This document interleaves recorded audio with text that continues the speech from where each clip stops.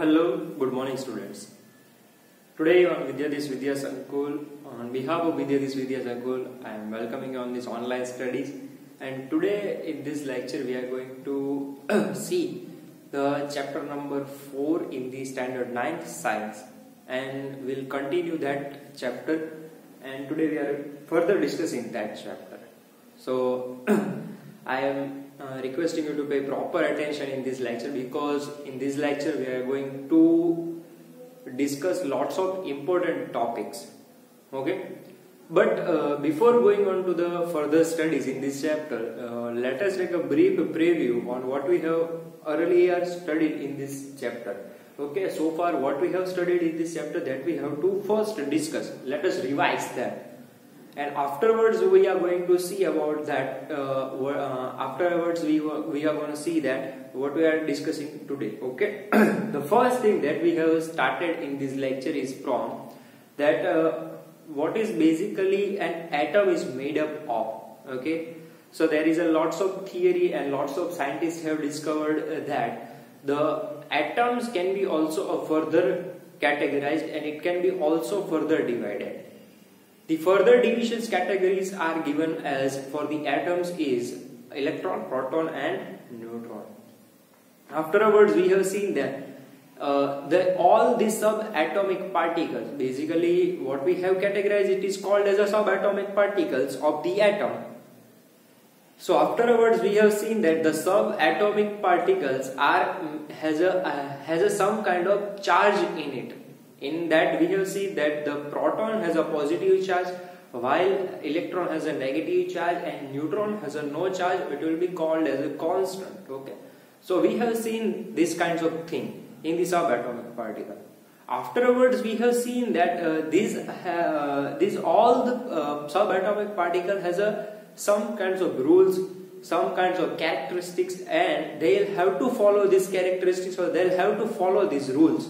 Okay, so these are the things what we have studied. And afterwards we have seen that the electron has discovered by which scientist that has discovered the electrons, who is the scientist that has discovered the protons. So these types of study we have done. And in the last topic we have seen that basic difference between the electron and proton. So there is some kind of basically an atomic mass difference between them. There is some atomic radius difference between them. There is some kinds of ionic structure or ionic charge difference in between them. So we have seen and we have done these types of study in the previous chapters. In today's lecture we are going to discuss about the some of the models regarding the atom, in which we are going to study about the first model which have given us by Thomson. Then afterwards we are going to discuss about the Rutherford's model, and afterwards we are going to discuss about the model regarding Bohr, and then we are going to discuss about the Rutherford-Bohr model. Okay, the first thing in today's lecture we are going to discuss about that the structure of atom has some kinds of basic fundamental block diagram, which is represented by its atomic structure, and this has been given the basic idea by the models. Okay, if I want to show you that this has some kind of structure, then I'll have to give you some kind of model. Like in Vidyadis Vidya Sankul, if I want to represent you the Vidyadis Vidya Sankul in a simple page paper, I can make a drawing like this.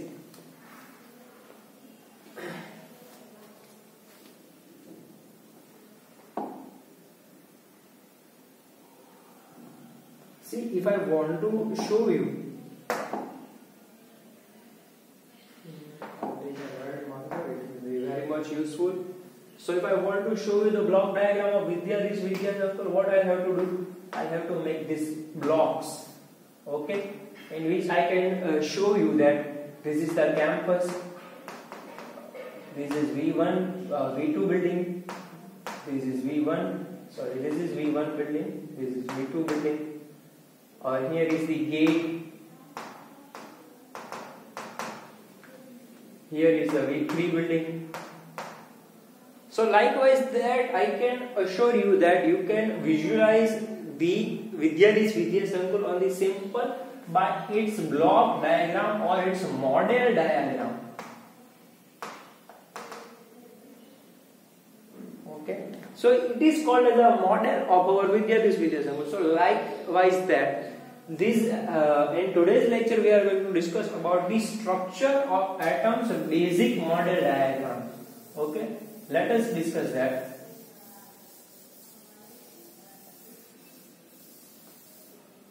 Okay, the first model has been given us by Thomson. Let's see what is the topic or what is the basic idea onto that. We'll discuss that.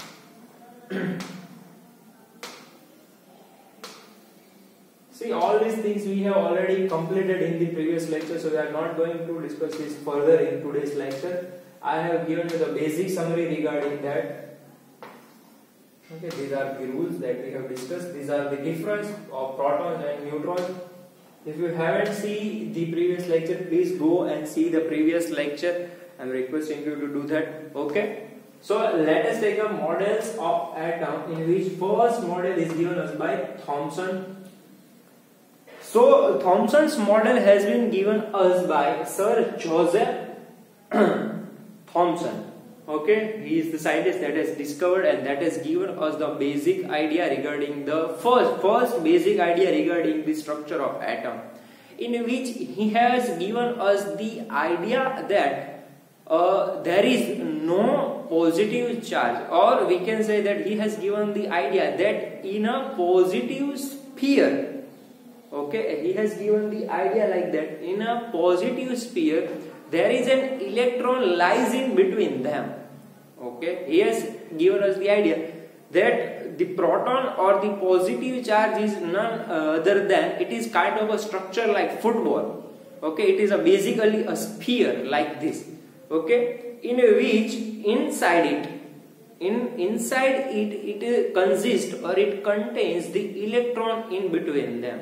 So he has given the idea like that. But as we know that in today's modern generation that electrons are not in between that. Electrons are rotating and revolving around the proton and neutron. But in the earlier times they have no idea that how to represent this model. They have the concept regarding the proton, electrons and neutrons, but they'll not have the idea how to represent them. So first Sir Joseph Thomson has given us the idea regarding this positive sphere, that in some positive sphere means what? It is a kind of a football like structure. So in a positive sphere the electrons are lies in between them. We have seen that in a football there is air present in it. Okay, so where the air is present in the atom, we are considering if the football is an atom. Okay, then we can say that the football kind of a structure is a positive sphere in which the air particles basically is electrons. Like that we can understand it. Okay, but as we know that this has a failure model. Okay, but we'll have to remember that because it is given us the first basic idea regarding the how to arrange the proton and neutron, how to arrange the electron, or how to arrange this positive sphere. Okay, this has given the basic idea. So for that we'll have to understand this. Okay, according to Sir Joseph's model of an atom, it consists of a positively charged sphere. Sorry, by mistakenly here it is written as a here. It is not here. It is a sphere. Okay.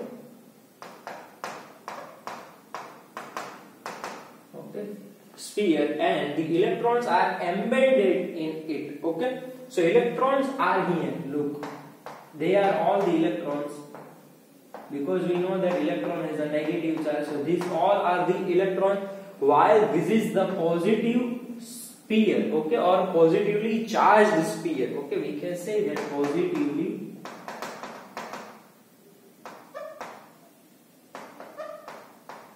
charged sphere. Okay, we can say that the negative and the positive charges are equal magnitude. Look, it is important, but we'll have to discuss that. Because if and positive charge and negative charge are not equal, then what happens? It will automatically create an instability. Because if you think properly, then whenever you want to balance something, what we'll have to do, if we want to balance something, then we'll have to arrange that things in a equal proportion in both sides. Then it will be called, or it can be calculated as the equal proportional. Okay, so that we have to understand first. If we want to take a 2 kilograms of tomatoes, then we'll have to put on another side of 2 kilograms of weight. Okay, then it will be, if they were balancing with each other, it will be called as what? It will be called as a balancing, or it will be called as a stable. Now they will not move upside or downside. From this we can understand that if and some atoms needs to be stable, what they'll have to do, they'll have to make a stability. Okay, if they are not stable at all, we cannot consider it in atoms, or we cannot make the particles out of it, or we cannot make the materials out of that. So for that we will have to do, what we have to do, we have to do the stability between the atoms. For that we are considering this rule, that in this model, the negative charge, it will automatically say it will be comes from the electron. So the negatively charged are always equal to the positive charge in the sphere, and that will gives us the automatic stability of the atom, that the positive charge and negative charge are always equal. And because of that equality, what we can say that now we can say that they are in an equal proportion, and the atom which we are considering for the Thomson's model is now stable, otherwise it will be unstable. So that is the point that we will have to understand it. Okay. As a result, the atom is neutral and it will be considered as a stable. For example, we are taking that if and this atom, whatever the atom they have taken, but it contains the 5 protons, or we can say that 5 positive charge, it automatically significant that the negative charge is also 5. Okay, if you cannot see that, I will change the color. Okay. Okay. Now if we measure this, okay, plus 5 minus 5, it will automatically gives us the value of 0. And 0 means what? It is a neutral. According to Thomson's model, okay, what we are calculating or what we are studying, it is only a basic idea regarding the Thomson's model. So you have to understand that. Okay. Then Thomson proposed that the atom of an atom to be similar to that of a Christmas pudding or a watermelon. Here is a slightly a printing mistake, or we can say that when I am making this PPT, I have not arranged these words. Okay, so for that here it is a mistake.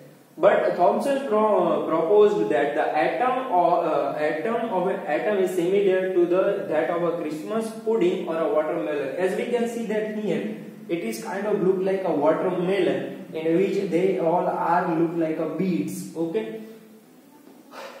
And then there is another topic that it is also a kind of look like a Christmas pudding. If you haven't seen the Christmas pudding, you can search it on a Google, that how the Christmas pudding is look like. If you have seen the muffin, okay, it is kind of look like a muffin. If you have seen the muffin, in that they have put the chocolate toppings onto that, they look like this. So that is why they have given us the basic idea that this model is look like a Christmas pudding or a watermelon, nothing else. This is just a reference point. They've given us the reference that how it will be look like or how it should look like. Okay. Now another topic that is given us by second scientist, we have to discuss that. Rutherford's model. So Rutherford. First, we have understand that Thomson's model. Now we are understanding the Rutherford's model.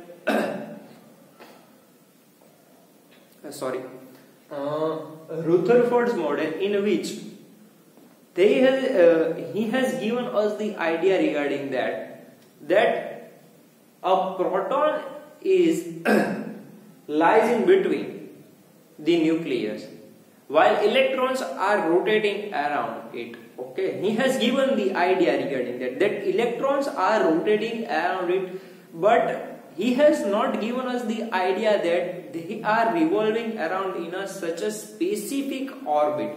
He has not given that idea. He just said that the protons lies in between. He has not given us the idea regarding the neutron or nucleus or neutron. He has not given us idea regarding that. He has just told us that the proton lies in between the nucleus, while the electrons are revolving around the proton. Just only that. But afterwards, he has said that there are so many drawbacks in this model. It is discovered by the Bohr. Okay.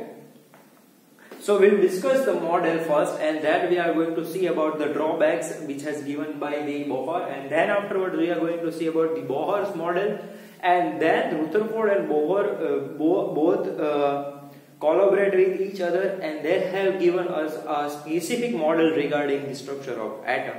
So we in today's lecture we are going to discuss all that. Okay.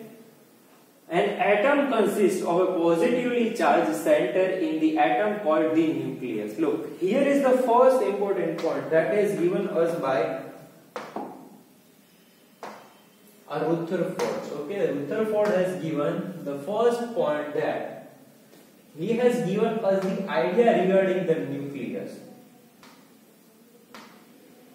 Okay, he has given us the idea regarding the nucleus, in which he has said that the positive charge, he has not given us the idea regarding the neutron.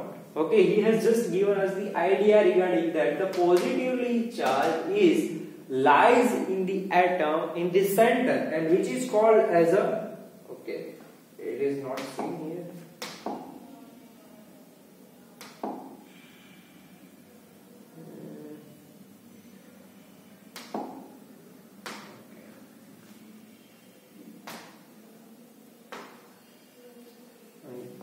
It is not working.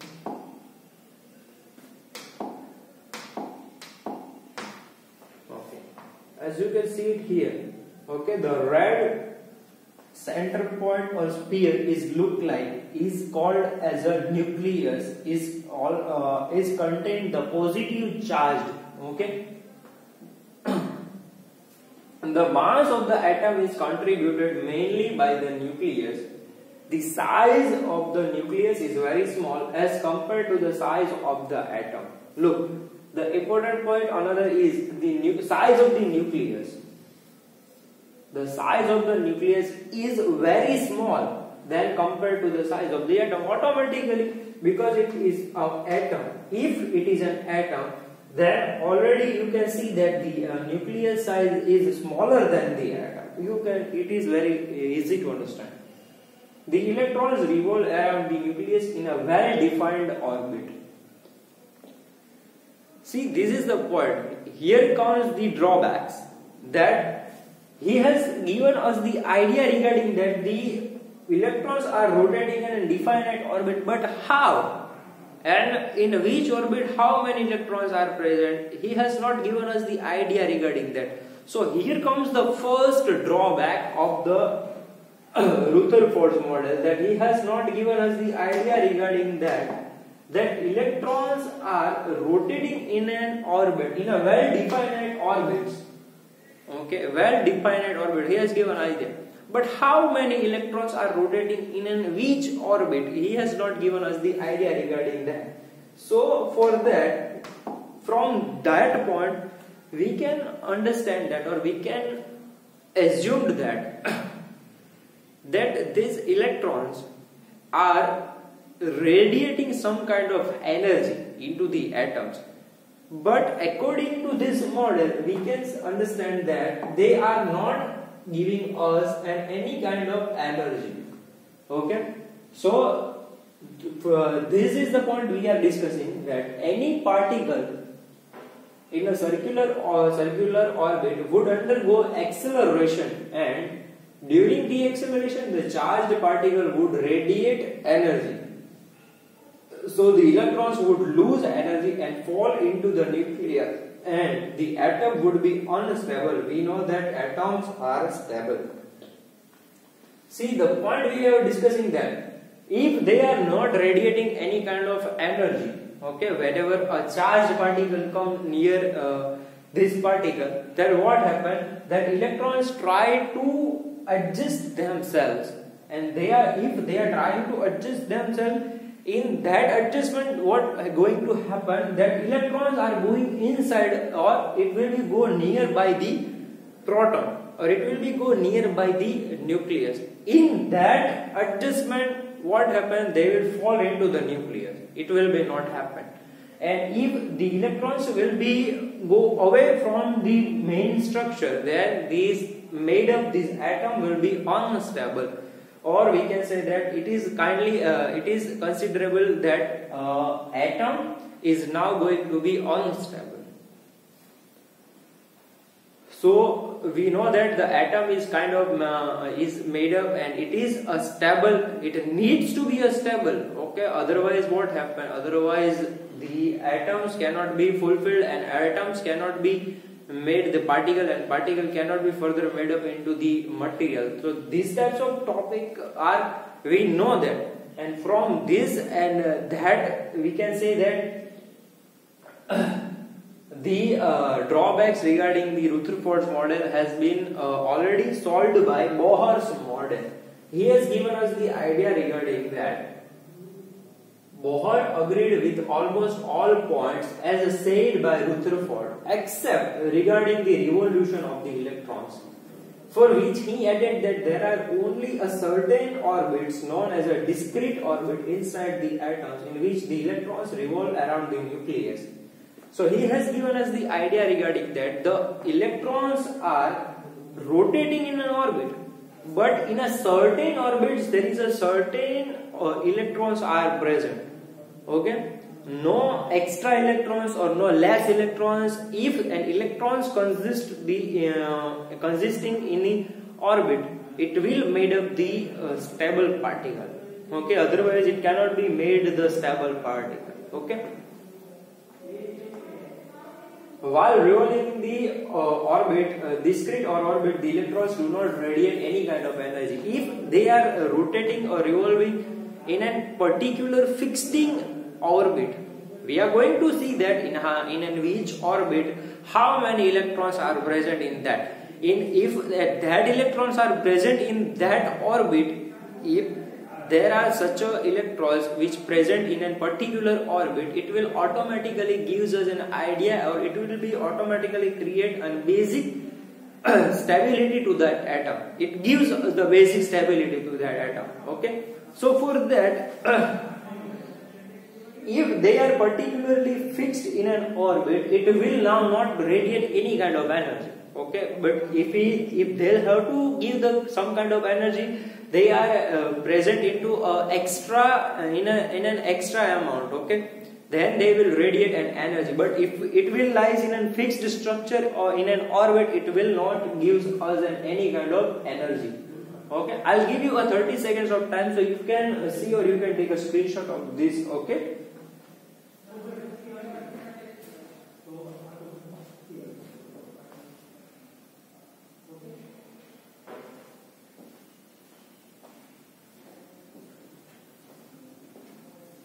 So I hope you all have taken the screenshot regarding this. Okay, we are going to further discuss the Rutherford-Bohr's model. This is the original concept what we are studying from the Rutherford and Bohr's model. Now we are understanding that if you cannot see this model, I will make sure you will see. Okay. Here is the nucleus. This is the first orbit.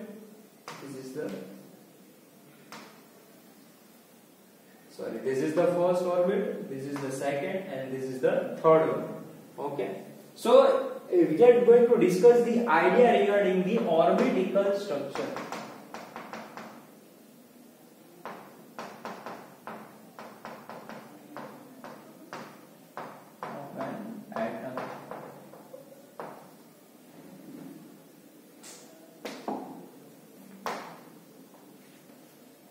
Okay. First thing, that proton and neutrons are lies in the nucleus. Second thing, the electrons are revolving around the orbit. Now we are discussing that how many electrons are revolving in which orbit. Okay, that we have to discuss. For that we are going to understand the distribution of electrons. Okay. In a particular orbit,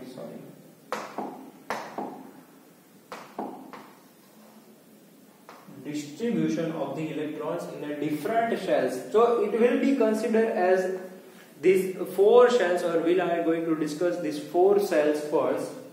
The first shell is called as, I am writing it, first shell.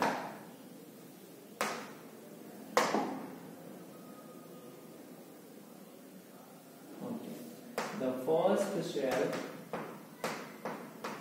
is called as K shell.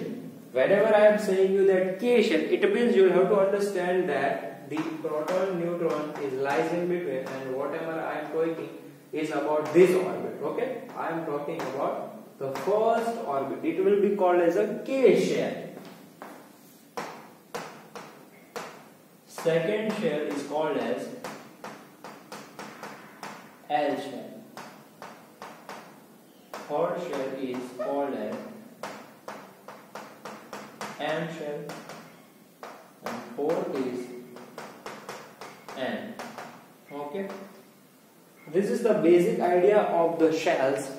So okay, now we are whatever, if I am talking about the second shell, I can represent with the L, third is with M, and fourth is with N.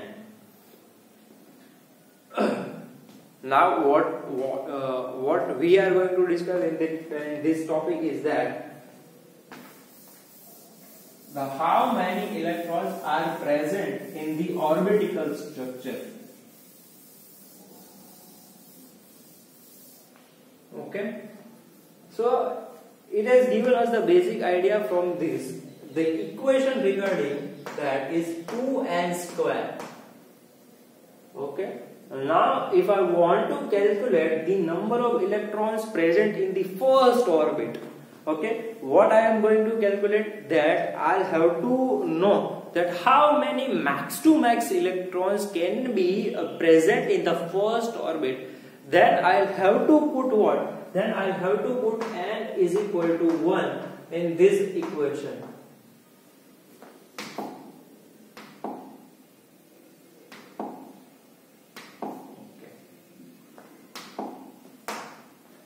Okay, then I'll have to put the, sorry, this is also not seen. Okay, 2n square. In that I am going to put the n is equal to 1. So it will give us the 2. Oh my god, it is also cannot be visualized.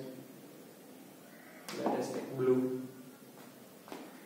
Now 2 into 1 square. Then 2 into 1 into 1, it will give us the idea that 2 max to max electron can be stayed in the first orbit. Now first orbit is called as a K shell. So you can understand that in a K shell, max to max 2 electrons can be stay there. Okay, max to max 2 electrons can be lodged in the K shell, not less than 2 or not more than 2. You have to understand that. Okay, this is the basic rule, that once the orbit cannot be fulfilled, the electrons cannot be goes to the second orbit. The first orbit needs to be filled, and then the extra amount of electrons can be goes into the second orbit. Then the extra amount of electrons can be goes into the third orbit. it is not like that. The one electron can be stay in the K shell, and then the extra amount of electrons can be goes into the M shell or N shell. So that is why it needs to be calculated that how many electrons can be stayed in the first orbit. Okay, so we have understand that the two max to max, how many electrons, two max to max electron can be stayed in the K shell.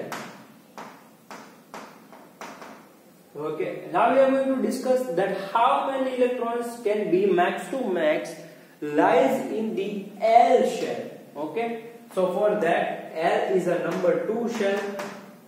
So what I have to do that I have to put the 2n square into that 2 into 2 square, that is given as the 2 into 2 into 2, that is given as the 8 max to max electron.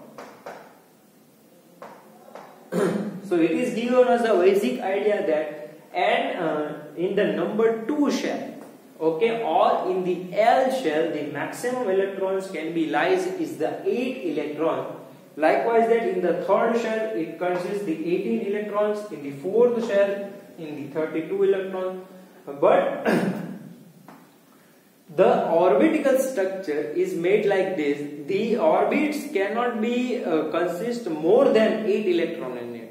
Okay, if it has a 18 electron, it does not mean that it has a whatever the electrons are remaining in the last orbit, it will comes in the 18. Okay, it has a max to max limit of the 8 electron. Okay, you also have to understand that the maximum limit of the atoms is the 8. Okay. The maximum number of electrons that can be filled, here is the important word, that can be filled in the outermost shell is 8. Okay. Electrons cannot be filled in a shell unless the inner shells are filled. Already I have told you this topic. Okay. The following rules for writing the number of electrons at a different energy level or shells is that there are 3 rules. Already we have understood these rules. Okay, the K shell, M shell, N shell. Maximum electron is in a, whatever the orbit is, max to max is 8, not more than 8 or not less than 8. Max to max, sorry. It can be comes less than 8 with that 2 electrons. Okay. Electrons are not accommodated in a given shell unless the inner shells are filled. Already I have told you these topics. Okay. So in today's homework we are going to write. In next topic we are going to discuss the composition of an first 18 element. I hope you all understand this topic. Okay. So today's homework is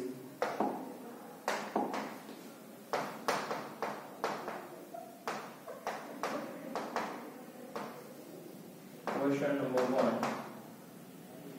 Draw and explain Thomson's model.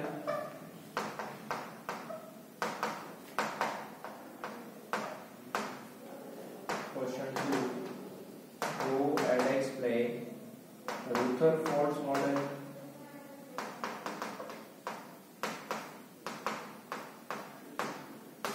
And question number 3. Draw and explain Bohr's model. And question number 4. How to calculate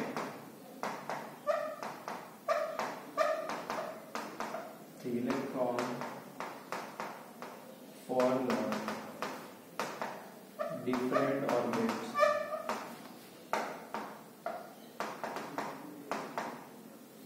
Okay, so these are the 4 questions that you have to write in today's homework. Okay, so I hope you all understanding these topics very well. Okay, thank you so much for reading this lecture. I hope you all stay safe, stay at home. Please wear a mask and sanitize your hands regularly. Okay, and stay safe, stay healthy. And if you had any kind of doubt, you can ask me on the comment section. You can ask me on the WhatsApp, or you can ask me by personally calling me. Thank you so much. Thank you very much for reading this lecture. Bye bye everyone.